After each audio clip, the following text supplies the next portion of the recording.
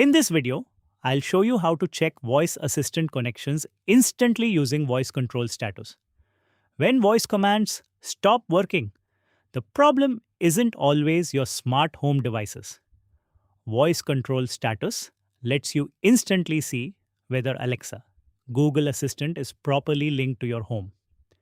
Instead of wasting time troubleshooting the wrong issue, you can quickly identify whether the connection needs to be re-established or if the problem lies elsewhere.